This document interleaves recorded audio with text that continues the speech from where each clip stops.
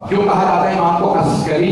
عسکر کہتے ہیں فوج کو، لشکر کو عسکر. اور آپ سے زیادہ کون جان سکتا ہے پاکستان میں؟ تو میں نے کچھ بھی نہیں کہا بھائی، مجھے جانا بھی ہے. وہ یہاں ماشاءاللہ لفظ عسکری بڑا آسان لفظ ہے. عسکر یعنی فوج، عسکری یعنی فوجی، فوج والا. آپ پہنچ رہی ہے؟ کیوں کہا گیا امام کو فوج والا؟ متوکل کا نام سن رکھا ہے؟ یعنی سب سے جو ظالم حکمران گزرا ہے عباسیوں میں، کیونکہ بنو امیہ میں اس سے زیادہ ظالم گزرے، لیکن عباسیوں میں کہتے ہیں سب سے پتھر دل بغض آل محمد رکھنے والا حکمران متوکل عباسی تھا. تو اس نے فوج بنائی، سامرہ پورا شہر بسایا، سرہ مرہ شہر کا نام رکھا. جس نے دیکھا وہ خوش ہوا، اسے سرور ہوا. سرہ مرہ وہیں سے ہو گیا سامرہ. سنیں گے نا؟ یہ خاموشی توجہ کی علامت ہے.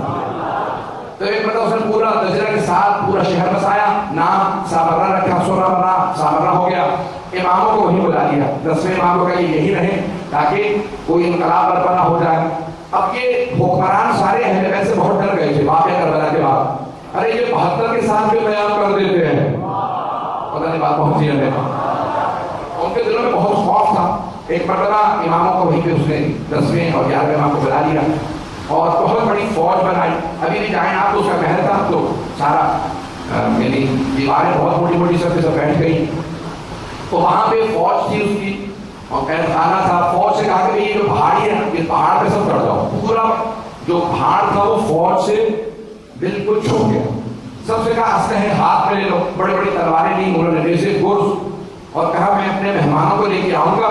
تو اس وقت شور مچانا کہ بادشاہ سلامت کیا ہوگا، میں کسے مارنا، میرے مہمانوں میں تمہارا روب بیٹھ جائے گا. پتہ نہیں لوگ ہیں یا نہیں، مر گئے روب بٹھانے والے. انہیں پتہ ہی نہیں آنے محمد کون ہے. اس نے پوری فوج سے کہا کہ یہ پہاڑ کے اوپر چڑھ جاؤ. ساری فوج آئی، لوہے کے چٹانوں کے اوپر زور زور سے نیزے زمین پہ مارتے، آوازیں بلند کرتے، گرز کانوں پہ رکھے تھے. ایک مرتبہ متوکل نے کہا آئیے میں سیر کر. جیسے پہنچے تو ایک مرتبہ امام علی نبی علیہ السلام، اس وقت امامت کا دور تھا، امام حسن علیہ السلام، امام حسن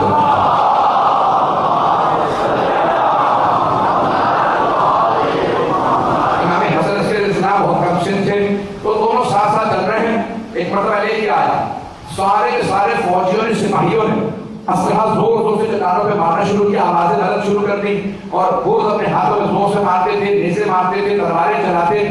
ایک مرتبہ سب نے سب کہنا شروع کیا بادشاہ سلامت ہے، ہمارے حاکم ہے متوکل، جسے کہیں ہم اسے مار دیں گے، جسے کہیں جہاں پہ کہیں اس ملک کو تباہ کر دیں گے.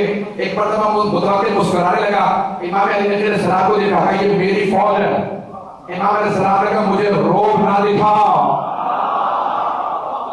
امام علی علیہ السلام نے ایک مرتبہ کہا میرے بیٹا آپ بتائیے. امام حسن عسکری بہت کم سن تھے، نوخیز تھے. کہا بیٹا بتائیے ہماری فوج کیسی ہے؟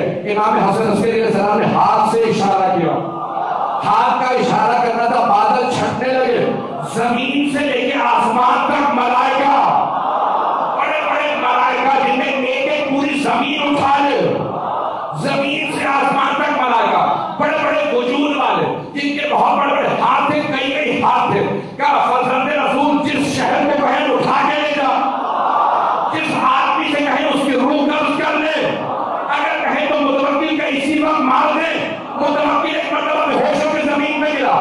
جب ہوش میں آیا کہ فرزند رسول بڑے بڑے کہہ گئے اگر آپ نہ ہوتے تو ہم ہلاک ہو جاتے.